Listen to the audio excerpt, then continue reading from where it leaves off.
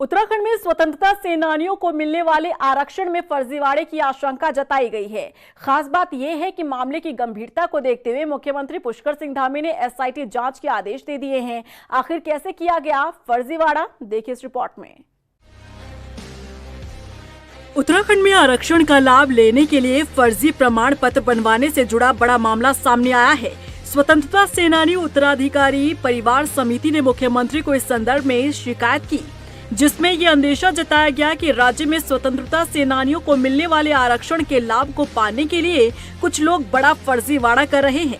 समिति ने आशंका जताई कि फर्जी दस्तावेजों को तैयार करते हुए स्वतंत्रता सेनानियों के उत्तराधिकारियों के नाम पर एमबीबीएस में फर्जी प्रवेश लेने के प्रयास किए जा रहे हैं। कि 2% आरक्षण सरकार स्वतंत्रता संग्राम सेनानी को देती है। सर्विस की दृष्टि से मैंने देखा कई स्वतंत्रता संग्राम सेनानी ऐसे हैं जो बेचारे अभी रिक्शा चला रहे हैं, उनको 2% भी लाभ इसलिए नहीं हो रहा कि गवर्नमेंट क्या करती है, मान लीजिए 20 सीटें हैं तो वो कहते हैं कि 50 तक तो कोई एक सीट बनती है, 49 हैं तो आपको एक सीट भी नहीं मिलेगी। और वो फिर बाद में क्या करते हैं कि यदि इकट्ठी सीटें हैं तो डिस्ट्रिक्ट वाइज डिवाइड कर देती हैं ताकि वो एक सीट आते वो भी बड़ी मुश्किल से किसी ज़िले में नहीं आ पाती। इसी प्रकार जो एडमिशन वगैरह हैं इंजीनियरिंग में या मेडिकल में या सब, वहाँ 2% है। तो हमने कहा भाई जो वास्तविक स्वतंत्रता संग्राम सेनानी हैं जिनको वो अधिकार मिलना चाहिए उन्हें अधिकार नहीं मिल रहा।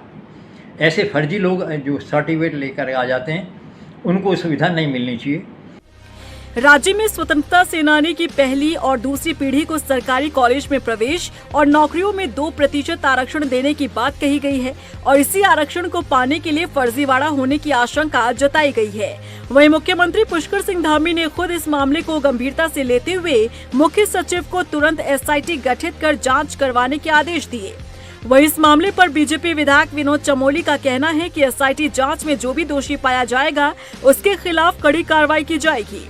और यदि स्वतंत्रता संग्राम सेनानियों के परिजनों के आरक्षण के मुद्दे पर कोई अगर कहीं अनियमितता हुई है तो ये बड़ा गंभीर मामला है, मेरा ये मानना है।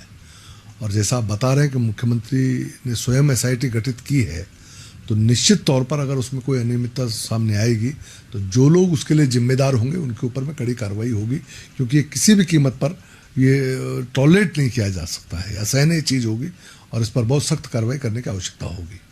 स्वतंत्रता सेनानी आरक्षण का मतलब है ये आरक्षित सीटों के भीतर ही लागू होता है।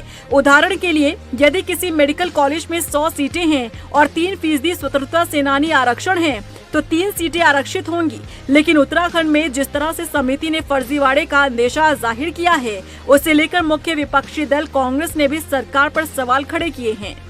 देखिए, बड़े दुख की बात है कि स्वतंत्रता सेनानी के लिए जो एक रिजर्वेशन केंद्र सरकार से जो है आता है और मुझे लगता है कि वो प्रदेश सरकार पे डिपेंड करता है वो कितना देना चाहे।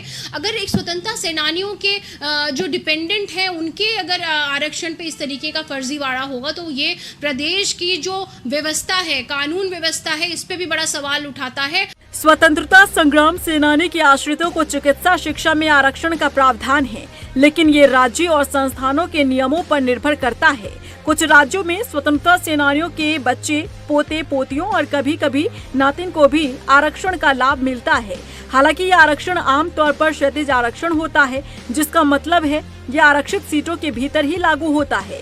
लेकिन जिस तरह से इस पूरे मामले में उत्तराखंड में समिति ने फर्जीवाड़े का अंदेशा जताया है, ऐसे में देखना होगा कि सीएम धामी द्वारा दिए गए एसआईटी जांच के आदेश के बाद क्या निकलकर सामने आता है। रफ्तार मीडिया के लिए देहरादून से अशोक कुमार के साथ ब्यूरो रिपोर्ट।